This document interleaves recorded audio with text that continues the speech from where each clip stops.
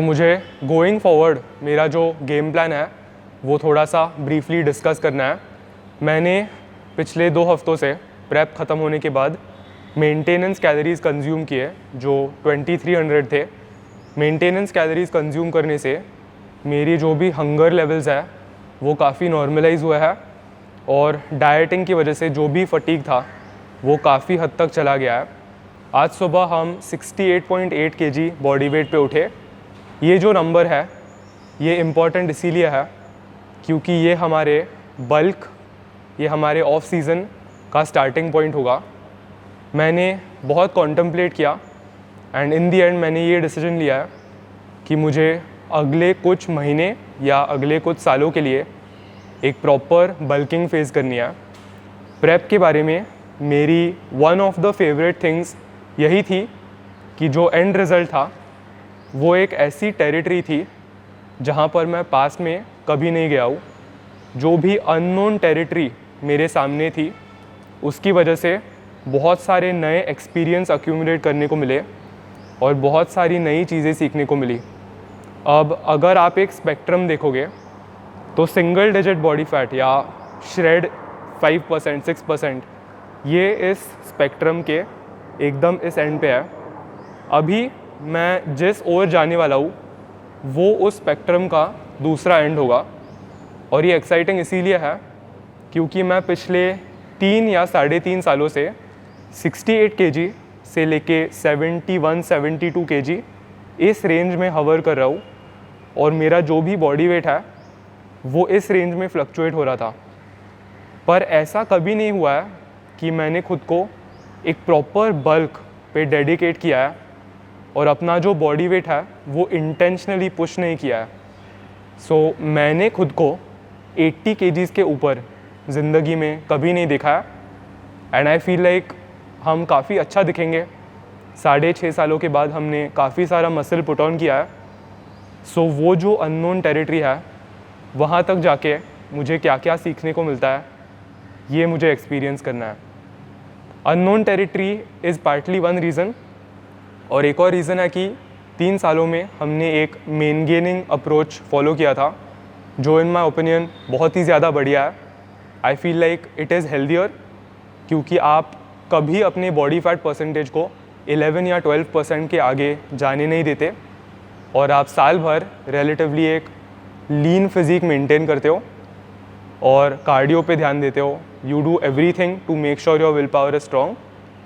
पर ये एक एक्सपेरिमेंट होगा ये देखने के लिए कि अगर मैं इंटेंशनली 14-15% बॉडी फैट तक जाऊंगा और अपने बॉडी वेट को slowly over the course of may be 12 और 20 मंथ्स धीरे धीरे इंक्रीज़ करूंगा तो मसल टिश्यू और स्ट्रेंथ में क्या क्या चेंजेस देखने को मिलेंगे और फिर जब हम उस पॉइंट के बाद कट करेंगे तो हम कितना नया मसल टिश्यू पुट ऑन कर पाएंगे ये मुझे पोटेंशियली देखना है। अब इस बल्क का जो गेम प्लान है वो है हम इस महीने 2500 कैलोरीज़ खाने वाले हैं। मेरा मेंटेनेंस 2300 है तो हम एक छोटे से 200 कैलोरी सरप्लस से ये बल्किंग फेज़ चालू करेंगे। और आई थिंक मैं ये प्रेप के वक्त थोड़ा सा डिबेट कर रहा था। आई थिंक जिम में 2 सेट्स के बीच में जब मैं रेस्ट कर रहा था मैं आपको ब्रीफली इसका ओवरव्यू दे रहा था। ऑप्शन नंबर 1 था 10% 11% पूरे साल मेंटेन करना या ऑप्शन 2 हर महीने के पहले दिन पे 100 कैलोरीज इंक्रीज़ करना। हम इस वाले रोड को चूज़ करने वाले हैं और जैसे ही अप्रैल शुरू होता है हम हमारे कैलोरी इनटेक को 2500 से 2600 पे बढ़ाएंगे। अब ये जो 100 कैलोरीज़ है अगर हम इसे 30 से डिवाइड करेंगे that is the days of the week तो हमें रफली 3 कैलोरीज़ पर डे का सरप्लस मिलेगा। ये मैं क्यों कर रहा हूँ ताकि मैं कैलोरीज़ को जितना ग्रेजुअली हो सके उतना इंक्रीज़ कर पाऊँगा to minimise the amount of body fat I am putting on. अगर मैं सडनली अप्रैल में 3000 कैलोरीज़ खाऊँगा तो वो एक बहुत ही ज़्यादा बड़ा सरप्लस हो जाएगा और हमारे बॉडी को इतने बड़े सरप्लस की ज़रूरत नहीं रहती क्योंकि सिर्फ इतने कैलोरीज़ मसल ग्रोथ की ओर जाते हैं और बचा हुआ जो भी एक्सेस है वो एनर्जी हमारी बॉडी फैट के टर्म्स में स्टोर करती है। अगर मैं 1000 एक्स्ट्रा कैलोरीज खाऊंगा दैट डजंट मीन कि मैं एक एक्सपोनेंशियली ग्रेटर रेट पे मसल टिश्यू पुट ऑन कर पाऊँगा। सो अच्छा स्लो प्रोसेस होगा। अप्रैल में 26, मई में 2700, ऐसे करते करते 10 महीनों के बाद हम 35-3600 कैलोरीज पे होंगे, विद द होप्स कि मैं ज़्यादा बॉडी फैट पुट ऑन नहीं करता। अभी भी हम single digit body fat percentage पे ही है, क्योंकि प्रेप जस्ट अभी ख़त्म हुई है, पर ये एक नई जर्नी की शुरुआत है और मैं बहुत ज़्यादा एक्साइटेड हूँ। इसके अंदर प्री है, नमक है और थोड़ा सा सिट्रिलिन है। Chest day best day, let's go get it. और सिंस अभी सरप्लस चालू हुआ है, मुझे अपना ट्रेनिंग परफॉर्मेंस जितना मैक्सिमाइज़ करना है उतना मैं करने वाला हूँ। मेरा ये गोल है, एक भी ट्रेनिंग सेशन बुरा नहीं जाना चाहिए। ट्रेनिंग सेशन लगाने के पहले कुछ चीज़ें होती है जो सारी मेरे कंट्रोल में होती है। वो है मेरा कैलोरी इनटेक, क्या मैंने पिछले दिन सफिशिएंट कैलोरीज कंज्यूम किया है। कैलोरी इनटेक एक सरप्लस कॉन्टेक्स्ट में इतना ज़्यादा इंपॉर्टेंट क्यों है? अगर मैं अपनी 2500 कैलोरीज अच्छे से कंज्यूम कर रहा हूँ, इसका मतलब मैं रफली 350 to 400 grams of carbohydrates consume कर रहा हूँ। कार्बोहाइड्रेट्स मतलब ग्लाइकोजन, इसका मतलब मेरा ग्लाइकोजन हमेशा फुल रहेगा, विच मीन्स ट्रेनिंग परफॉर्मेंस कभी कॉम्प्रोमाइज़ नहीं होगा। दूसरी चीज़ है हाइड्रेशन। मैं first thing in the morning train करता हूँ, इसीलिए ये पॉइंट मेरे लिए बहुत ही ज़्यादा इंपॉर्टेंट है। मैं ट्रेनिंग सेशन लगाने के पहले और उठने के बाद उस टाइम फ्रेम में एटलीस्ट 1 से 1.5 लीटर पानी कंज्यूम करता हूँ। Electrolytes very important. इस शेकर के अंदर सोडियम है, which really increases and just feels better while training. और लास्टली स्लीप। अगर मैं हर रात को कंसिस्टेंटली 7 से 9 घंटों की नींद कंप्लीट कर पा रहा हूँ, तो आई डोंट सी वाई मेरा ट्रेनिंग सेशन उस पर्टिकुलर दिन पे अच्छा नहीं जाएगा। और हम 7 डेज अ वीक ट्रेन करते आ रहे हैं। अगर मैं ये सेम चीज़ें हर रोज़ रिपीट करूँगा, मेरा हर ट्रेनिंग सेशन अच्छा जाएगा। सो मैं इसे एक चेकलिस्ट की तरह विजुअलाइज करता हूँ। Calories, hydration, electrolytes, sleep, all check, PRs। ये है मसल ब्लेज की नई hybrid gym bag 40 litres capacity के साथ साथ इसमें एक शू कंपार्टमेंट, बॉटल कंपार्टमेंट और एक योगा मैट होल्डर भी है। इस बैग की लिंक मैं नीचे डिस्क्रिप्शन बॉक्स में डाल दूंगा।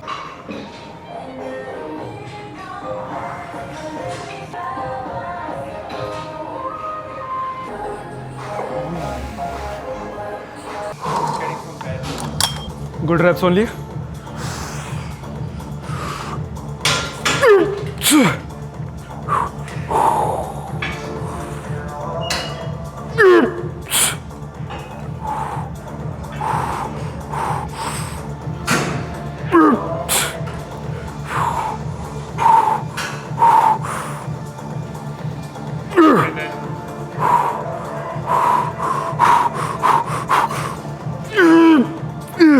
Not done yet.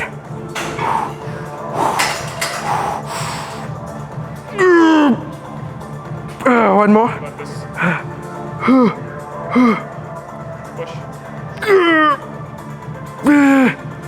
Yeah. Oh. Thanks, bro. Good set, good set.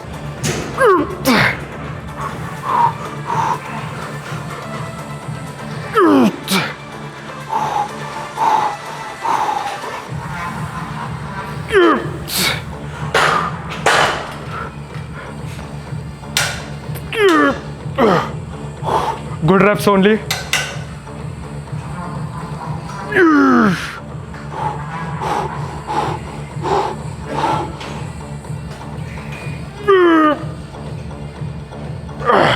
Not done yet.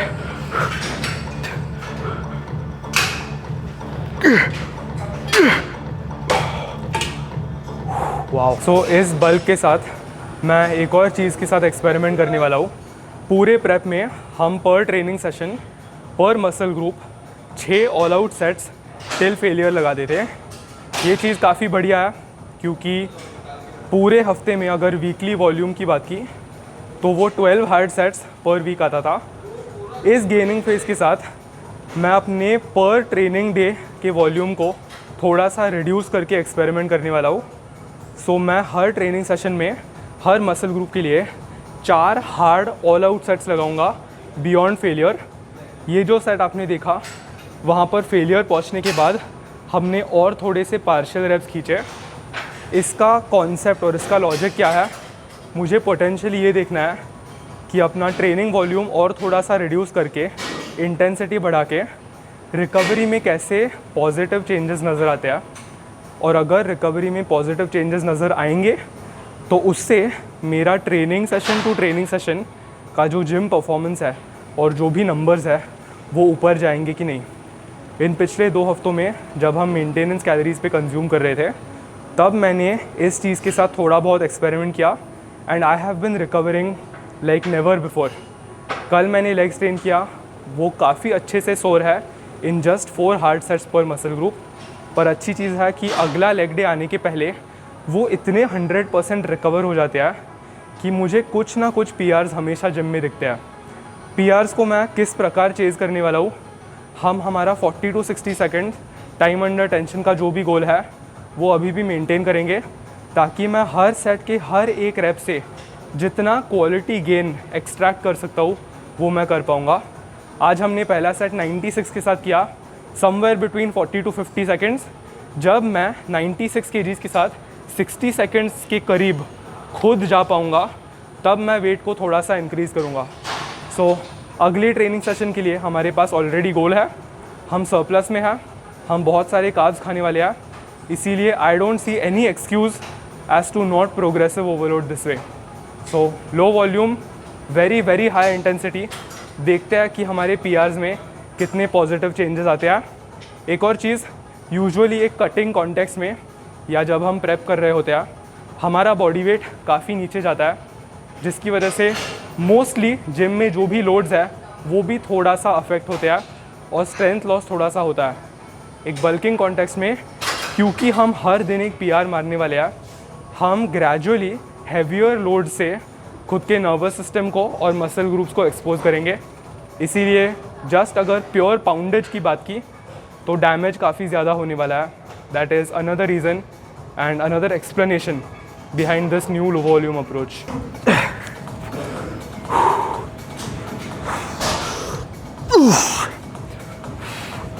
Good reps only.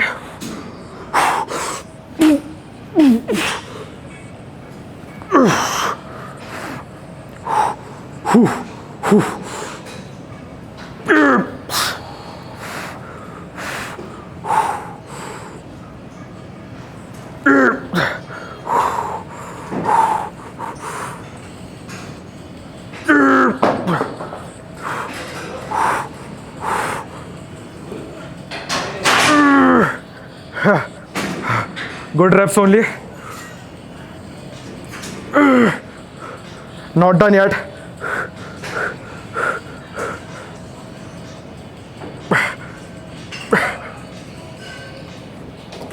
Good reps only.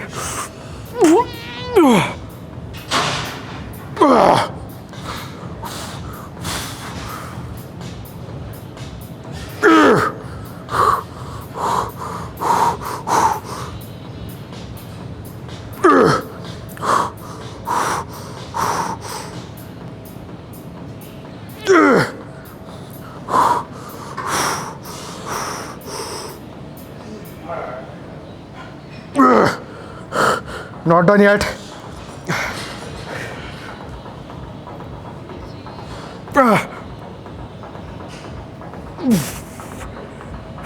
सो हमारा जो शोल्डर है उसके 3 पार्ट्स होते हैं, फ्रंट डेल्ट, साइड डेल्ट और rare dealt.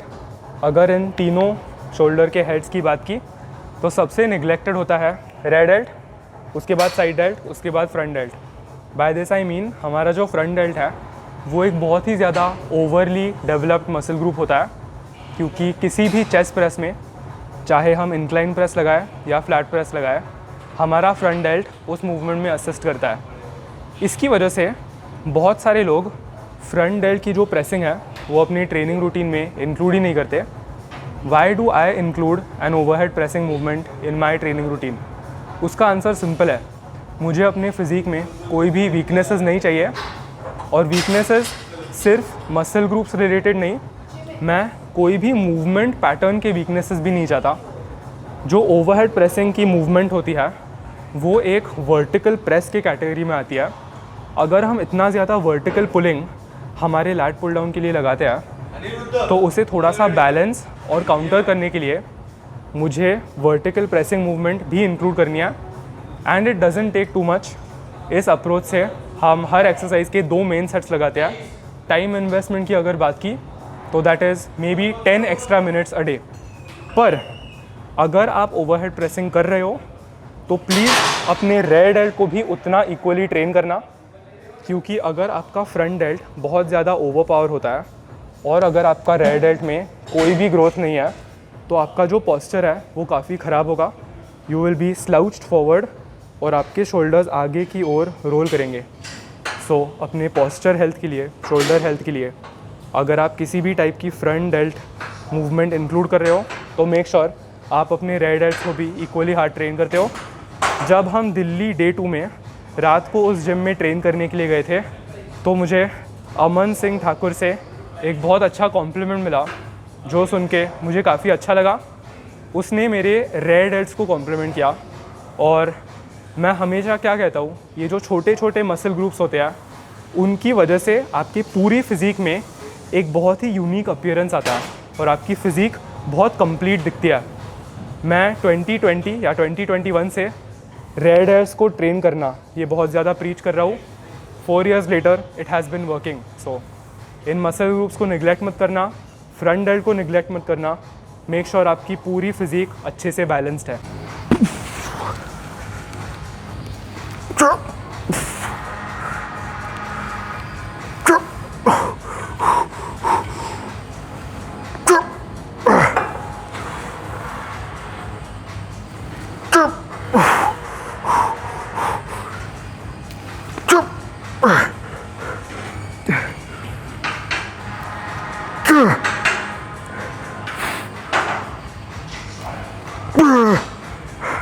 Not done yet.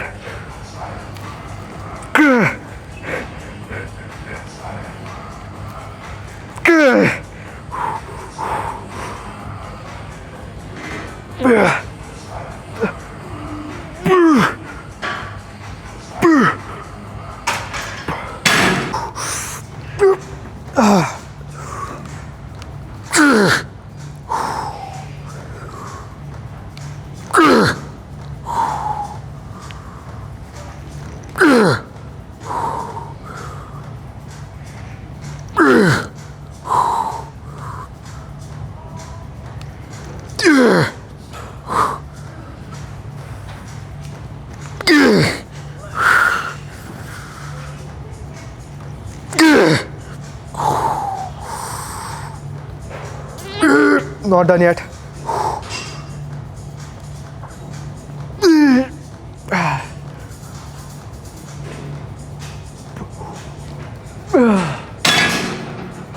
Good reps only.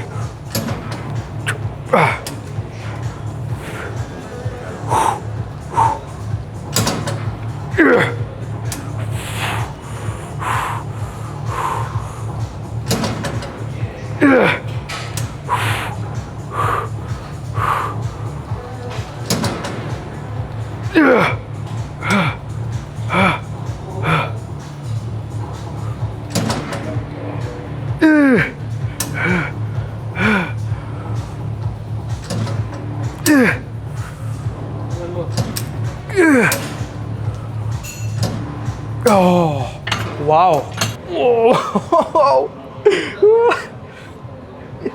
Bayon ने मुझे warn किया था कि एक बहुत ख़तरनाक रीबाउंड आने वाला है। रीबाउंड मतलब बेसिकली एक डिप्लीटेड स्टेट के बाद जब हम एक सरप्लस में जाते हैं। My God.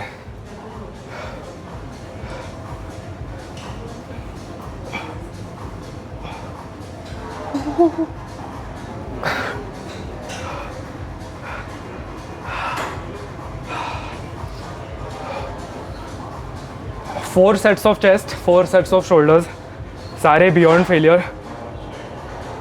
कोई भी सेट वेस्ट नहीं था, कोई भी रैप जंक नहीं थी। प्योर क्वालिटी, प्योर क्वालिटी और क्लियरली दिख रहा है। My God.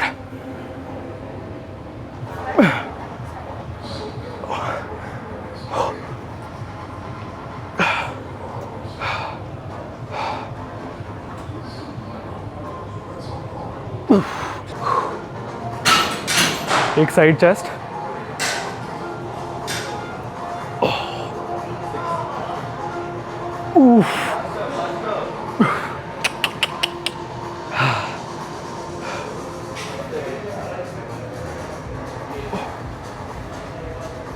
ये सारे स्ट्राइशंस और वेन्स धीरे धीरे जाने वाले हैं, पर मास आएगा।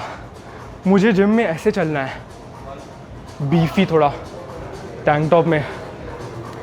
लीन एस्थेटिक मज़ा आता है, पर कपड़ों में बहुत स्किनी लगता है पंप के बिना। सिर्फ पंप आने के बाद एक 10 to 15 मिनट विंडो रहती है जहाँ पर you feel like a God. पर मुझे डे टू डे लाइफ में भी ऐसे चलना है अब। लेट्स सी, अननोन टेरिटरी है। 10 out of 10 सेशन।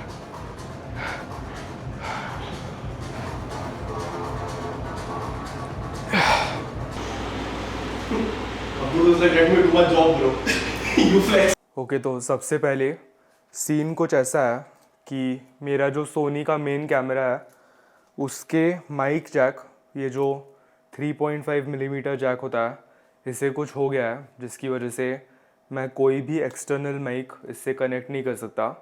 ये फ्रस्ट्रेटिंग इसीलिए है क्योंकि जिम में हम जो भी वायरलेस माइक के थ्रू क्लिप्स शूट करते हैं, उन सारे क्लिप्स के लिए मुझे एक रिसीवर कैमरा के इस जैक में इंसर्ट करना होता है। अब इसके वजह से आई डोंट नो इसमें कोई डस्ट गई है कि नहीं, पर मेरा जो शॉटगन माइक है वो भी इससे कनेक्ट नहीं हो रहा, और इस चीज़ को अब 2-3 हफ्ते हो गया है। सो मोस्ट प्रॉबेबली हमें इस कैमरा को सोनी सेंटर लेके जाना पड़ेगा। एक बार हम उनको दिखाएंगे और देखते हैं, मे बी हमें कैमरा तब तक के लिए वहाँ पर रखना पड़ेगा। सो टिल देन हम मोस्टली जिम के अंदर अवधूत का कैमरा इस्तेमाल करेंगे। अभी ये जो भी क्लिप शूट हो रही है उसकी क्वालिटी ऑनेस्टली कैसे आ रही है उसका मुझे कोई आइडिया नहीं है। ये जो भी डिम सिचुएशन है इसके लिए आई डोंट थिंक ये छोटा सा point and shoot camera suitable है। आइडियली अगर मेरे पास अपनी 16 मिलीमीटर सिग्मा की f1.4 लेंस होती तो मैं वही इस्तेमाल करता, पर मैं आज ऑलमोस्ट पूरा दिन इसके बारे में बहुत ज़्यादा सोच रहा था। आज हमारे बल्क का टेक्निकली पहला दिन है। एक अच्छी चीज़ है कि appetite has been really good. जब से प्रेप ख़त्म हुई है तब से मेरे हंगर लेवल्स काफ़ी नॉर्मलाइज हुए हैं, और वो जो भूख रहती है ऑफ ईटिंग मोर फूड वो धीरे धीरे वापस आ रही है। अभी यहाँ पर मैं डिनर बना रहा हूँ जो होगा 3 एग सैंडविचेस, तो 4 पूरे अंडे और 6 टोटल ब्रेड के स्लाइसेस। आज के टोटल कैलोरीज़ की अगर बात की, हम ऑन द डॉट 2500 कैलोरीज़ पे है। पर एक इम्पॉर्टेंट चीज़ मुझे आप लोगों के साथ शेयर करनी है। आई डू फील लाइक इस बल्क में मुझे थोड़ा सा ज़्यादा स्ट्रेंथ फोकस्ड ट्रेनिंग वापस चालू करना है। इन पिछले 4-5 महीनों में हमने बॉडी बिल्डिंग ट्रेनिंग की थी जो I am not gonna lie बहुत ही ज़्यादा ग्रेट था, पर I do like switching things up once in a while. इसीलिए मैं काफ़ी ज़्यादा कंसिडर कर रहा हूँ कि सिंस हम सरप्लस में है ही, हमारे सारे लिफ्ट्स एनीवेज ऊपर जाने वाले हैं, तो अगर मैं थोड़ा सा एक्सप्लोसिव ट्रेनिंग करूँगा विद द इंटेंशन कि मुझे अपनी स्ट्रेंथ बढ़ानी है, तो क्या क्या स्ट्रेंथ के फीट्स अकॉम्प्लिश हो सकते हैं। एक बेसिक कॉन्सेप्ट जो मेरे दिमाग में आता है जिससे हम दोनों मसल गेन और स्ट्रेंथ गेन ये कर पाएंगे, बस 8 to 12 की रेप रेंज में जस्ट गेट स्ट्रोंगर। अगर मैं 96 के साथ 2 सेट्स 12-12 के लिए लगा सकता हूँ, मैं अगले चेस्ट डे पे वेट को थोड़ा सा इंक्रीज़ करूँगा, मे बी उस अगले दिन पे 10,9 ऐसे रेप्स मिलेंगे। तो जब तक 12-12 ऐसे दोनों सेट्स में नहीं मिलते तब तक हम उसी वेट को मास्टर करने की कोशिश करेंगे। ये एक कॉन्सेप्ट है, but it is something that is intriguing me, क्योंकि अगर बहुत दिल से बोला तो आई मिस बीइंग स्ट्रॉन्ग, आप कह सकते हो। स्ट्रॉन्ग से मेरा 17-year-old version 1 rep max deadlifts, मैं उसकी बात नहीं कर रहा हूँ, पर जस्ट जनरल स्ट्रेंथ जो एक मर्द को अचीव करने का ग्रीड होता है वो मैं काफ़ी मिस कर रहा हूँ। लाइक जब ग्रिप स्ट्रेंथ एकदम पीक पे होती है, नर्वस सिस्टम थोड़ी सी शार्प होती है, सो आई गेस ये एक ऐसी चीज़ है जो मैं गोइंग फॉरवर्ड इस सरप्लस फेज में मे बी इंक्लूड कर सकता हूँ। आप लोग अपडेटेड रहोगे ऑफ कोर्स। और ओह बटर ख़त्म हो गया, गार्लिक बटर ख़त्म हो गया। अगर नॉर्मल बटर है तो अच्छा होगा। ये एक चीज़ मुझे YouTube के लॉन्ग फॉर्म वीडियोस के बारे में बहुत पसंद आती है। मेरा जो भी थॉट प्रोसेस है वो मैं आप लोगों के साथ अच्छे से शेयर कर सकता हूँ।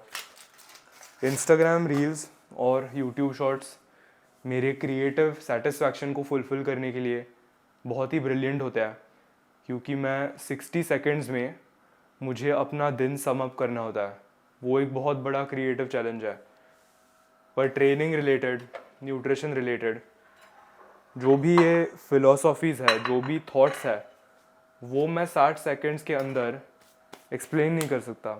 और अगर किसी ने किया भी तो वो बहुत सरफेस लेवल हो जाता है। 60 सेकंड्स में मैं किसी चीज़ को इन डेप्थ कवर नहीं कर सकता। That is what I like about YouTube. पर कल मैं, विराग और होपफुली आर्यन खन्ना, हम तीन मिलके जिम में एक बैक सेशन लगाने वाले हैं। तो बैक और एडल्ट्स के लिए मैं काफ़ी एक्साइटेड हूँ। 3-4 दिन पहले ही ये प्लान बना एंड आई होप कि आर्यन भी आए, काफ़ी अच्छा लगेगा। बहुत टाइम हो गया जब से मैंने आर्यन के साथ ट्रेन किया। और विराग तो वो रिसेंटली जिम जाने लगा है, आई थिंक मे बी 6 महीने या कुछ हुए होंगे, और वो प्रॉपरली ट्रेनिंग से ऑब्सेस्ड है। और बैक उसका फेवरेट मसल ग्रुप है, तो वो कवर करने के लिए काफ़ी मज़ा आएगा। पर हाँ, ये जो भी स्ट्रेंथ ट्रेनिंग का डिसीजन है वो आपको कल वीडियो में पता चल ही जाएगा। कल भी हम एक longer form YouTube video shoot करने वाले हैं, तो चांसेस है कि हम लैट पुल डाउन के 2 सेट 8 to 12, मशीन रो के 2 set 8 to 12, nice explosive and strong. I think थोड़ी सी हाइपरट्रोफी कॉम्प्रोमाइज़ होगी ही, क्योंकि हम हर रैप से जो भी मैक्सिमम बेनिफिट्स है वो अटेन नहीं कर पाएंगे। Like eccentric of course controlled होगा, पर वो स्लाइटली फास्ट होगा। पर स्ट्रेंथ अगर मुझे बढ़ानी ही है तो ये काइंड ऑफ एक छोटा सा सैक्रिफाइस है। फुल्ली सैक्रिफाइस भी नहीं है, बिकॉज नर्वस सिस्टम प्राइम्ड होगी। इसका मतलब मैं ज़्यादा लोड्स इस्तेमाल करूँगा over the course of this bulk. So हाँ, कल मिलते हैं। भूख लगी है, टाइम टू गेट बिग। कल सुबह बॉडी वेट होपफुली थोड़ा सा ज़्यादा होगा। चलो, गुड नाइट।